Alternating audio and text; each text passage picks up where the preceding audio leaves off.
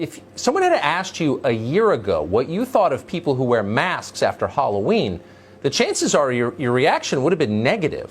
Masks? What kind of person covers his face in public? Well, let's see, armed robbers do that. So do Klansmen and radical Wahhabists. The rest of us don't do that. In fact, until recently, wearing a mask in public was illegal in many places. The assumption was if you're hiding who you are, you're up to something bad. It made people nervous. By our nature, we want to see each other. We need to see each other.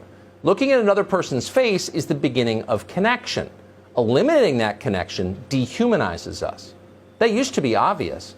A century ago, during the Spanish flu pandemic, authorities in many cities in this country passed mandatory mask ordinances, just like the ones we have now.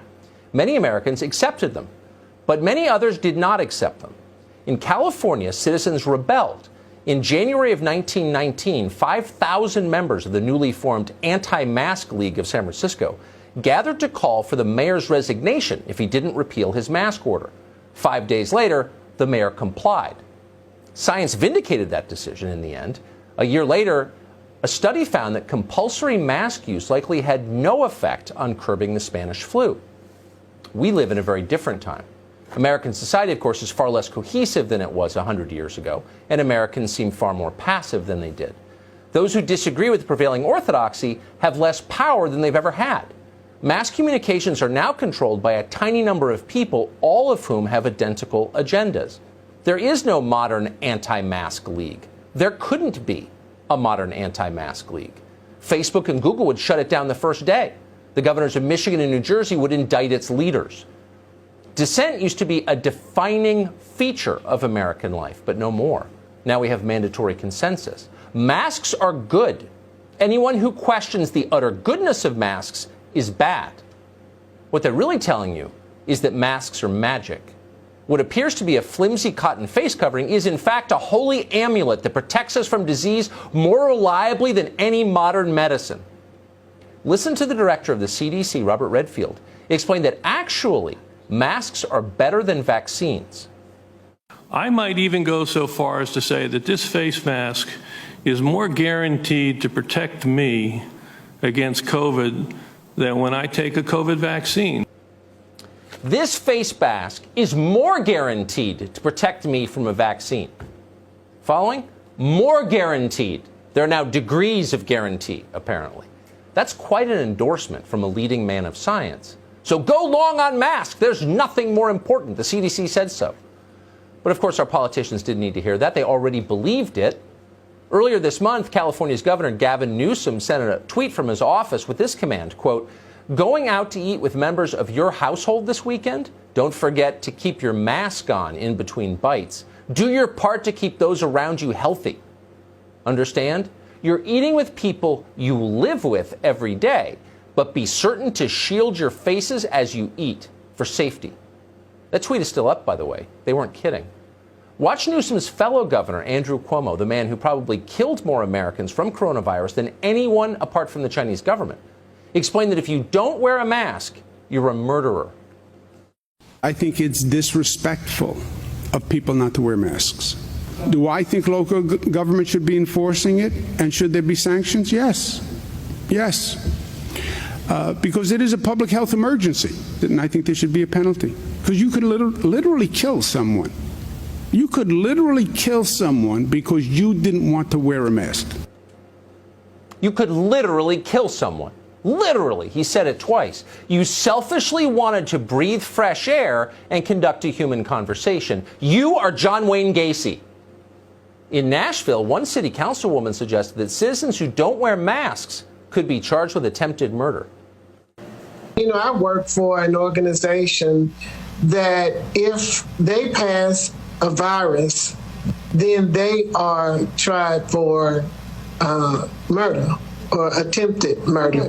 Maybe there needs to be stronger legislation to say that if you do not wear a mask and you subject exposure of this virus to someone else, then there will be some stronger penalty as it is in other viruses that are exposed. So you thought you were smiling at someone you love. In fact, you were pulling the trigger. See you in jail, miscreant. Harsh words, but then science itself is harsh. Science has no regard for sentiment or public opinion. Science doesn't care about your feelings. Science is about facts, data, truth, measurable outcomes. So what is the science on masks? Well, as it happened, we have the latest for you tonight. And the science comes, interestingly, from the CDC, whose director just told you that masks were magic, more effective than vaccines. But the numbers from the CDC suggest otherwise. A new study conducted by 11 medical institutions analyzed a group of people who tested positive for COVID during the month of July. Here's the interesting part. Among those who were infected, more than 70% reported that they had, quote, always worn a mask for the preceding 14 days. Another 14.4% said they had, quote, often worn a mask. In other words, almost everyone, 85%, who got the coronavirus in July was wearing a mask, and they were infected anyway. So clearly this doesn't work the way they tell us it works. Clearly someone's been lying to us, many people actually. How did this happen? Well, the short answer is we're not sure how so many people got the coronavirus while wearing masks. But there are clues that our leaders appear to be ignoring. Here's one. According to a study published in April by researchers at several medical institutions, including the Cleveland Clinic, surgical masks are actually ineffective at stopping the inhalation of small airborne particles. Instead, the researchers found that surgical masks, which almost everyone is using to protect themselves from the coronavirus and not murder other people, are actually only useful from protecting users from, quote, large droplets and sprays. That's not how the coronavirus spreads. According to a letter signed by several researchers earlier this month in Science magazine, the biggest threat from the coronavirus, quote, by far, is when it's contained in small particles that can easily bypass face masks in aerosol form. Droplets quickly fall to the ground, but aerosol lingers. The researchers wrote that the tiny particles can remain in the air, quote, for many seconds to hours like smoke and be inhaled. The particles are, quote, highly concentrated near an infected person, but aerosols containing infectious viruses can also travel more than 6 feet and accumulate in poorly ventilated indoor air, leading to super spreading events. So if you've been wearing a mask at the table in between bites, this might come as a surprise to you. It's not what they told you. You should also know that consensus changes. They never admit it, but it does. Science changes as we learn more. It was only a few weeks ago that the same people yelling at you now for not wearing a mask were scolding you for considering buying a mask.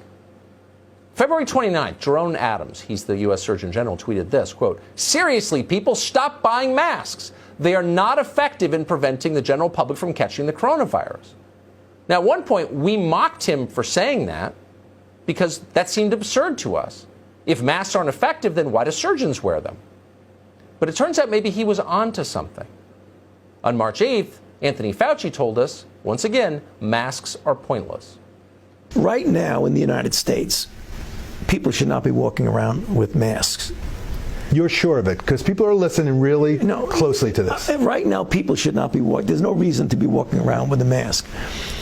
When you're in the middle of an outbreak, wearing a mask might make people feel a little bit better, and it might even block a droplet, but it's not providing the perfect protection that people think that it is. These people are so awful. All of us are learning about this on the fly. It was a new disease. There are a lot of things we didn't know. But to pretend that you are speaking God's word and rearrange our society on the basis of that, and never acknowledge that you were completely wrong, that your assumptions were false. That's the definition of dishonesty, and it's also the hallmark of the people who lead us. They know nothing.